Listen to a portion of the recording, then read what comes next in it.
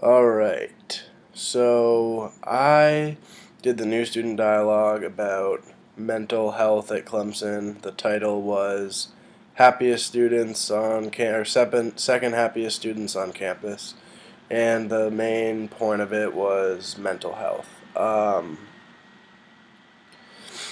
Basically, at first we all sat in a circle, and it was one of those kind of awkward things where no one really was saying anything except the two leaders, and they basically told us, like, this is a dialogue, like everyone needs to get involved, and the only way for this to be successful is if everyone tells how they truly feel, and people are open to discussing anything that we're trying to discuss.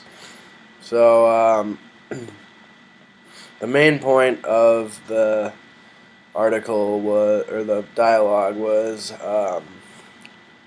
mental health, and we went around and we all filled out a sheet about ourselves and what we identify ourselves with, and we went in small groups and talked about how we identify ourselves, like whether we identify ourselves with our race, social class, the activities we involve ourselves in, things like that. And we got to go in small groups and we got to talk to a couple other people and get to know them more. So it was a good way to meet some new people. And then after that, we all got back in our circle, and a member from the group talked about what our group discussed, and we talked about the main things that most people um, identify themselves with. And this was a good way to um, like get to know people and get to understand like how most people identify themselves rather than only how you do, and it kind of helped you understand other people, I would say.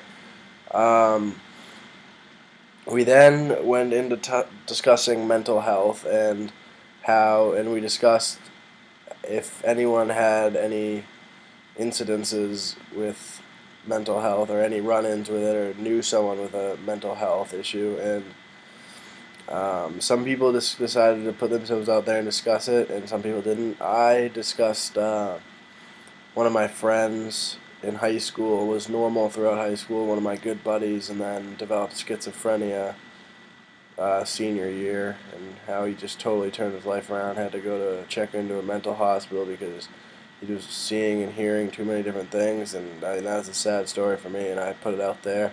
I think a lot of other people put it out there. And the dialogue, um, it was a very open environment, an understanding environment. The people who were running it did a great job making sure that everyone felt like their opinion or their story was understood and heard, and nobody was being judged. So I put that out there, and there were some other people who shared stories about bipolar. One girl talked about her mom and how she was bipolar and the struggles of living with that.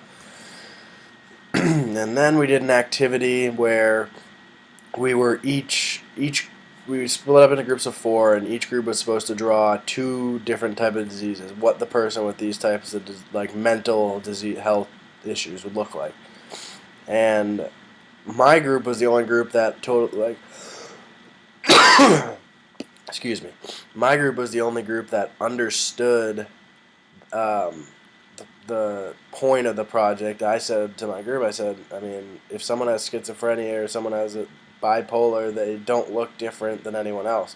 So we just drew two normal stick figures, while other groups drew all sorts of props and all sorts of things to kind of show how a person with this mental health would act or maybe look.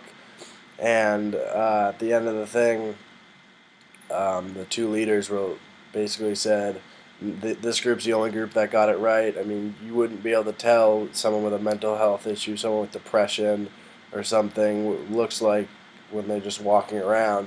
And our one of the leaders told us he struggled with depression at some point in his life, which is a mental health issue, and he looked the same as all of us. And he said, so you really have to be cautious about what you say to people, and because you might never know, they could look totally no, they're going to look totally normal, totally like you, and they could have a lot of issues. So basically we learned that people with mental health issues are the same as everyone else on the outside, and I mean they might have problems on the inside. That's why you have to be careful of what you say and who you say it to, because you could offend someone and really affect their life.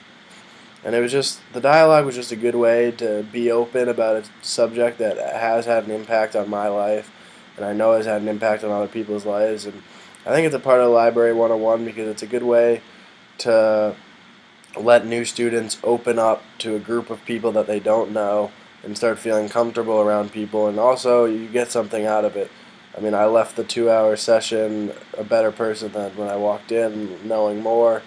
And I think it's a very suitable thing to put in the Library 100 curriculum. And yeah, that's pretty much just to wrap it up. I basically felt very encouraged to be open, and I was as open as I possibly could be. And I learned that people with mental health issues look the same as everybody else, and you could never know just by looking at a person. And it was a good way for me to open up to people that I didn't know, and I met some new friends out of it.